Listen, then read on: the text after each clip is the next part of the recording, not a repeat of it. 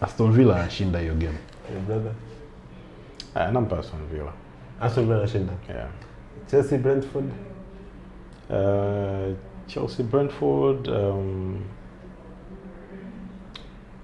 over 1.5.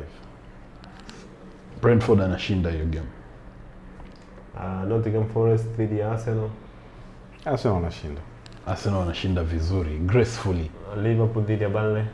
Liverpool anashinda. Derby. Wow. Wow.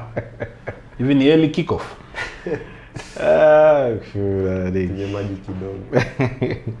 I say hiyo ni early kickoff. Saa 9:30. Early kickoff. Sasa mambo napenda kuona. Yaani anaenda kuchukua pointi zetu tatu muda mrefu. Mechi ya saa 9 hii. Afu ni nguvu yapi sasa? 9:30. Ni mechi ambayo yote atakayefunga. Saa 9 predictions za wengi waga zina fail.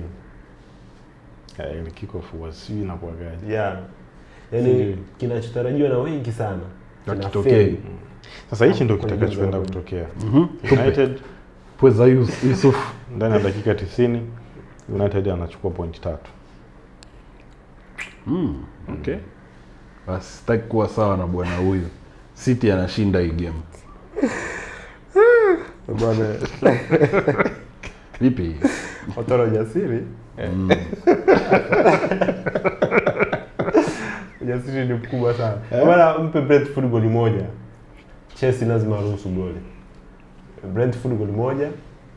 Mpe Liverpool, mpe Arsenal. Manchester United mpe Manchester City mazima.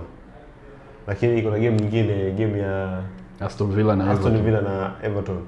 Aston Villa mpe goli 2. And regardless atafungwa ngapi, mpe goli 2. Aston Villa lazima afunge goli 2 kwenye mechi dhidi ya Everton.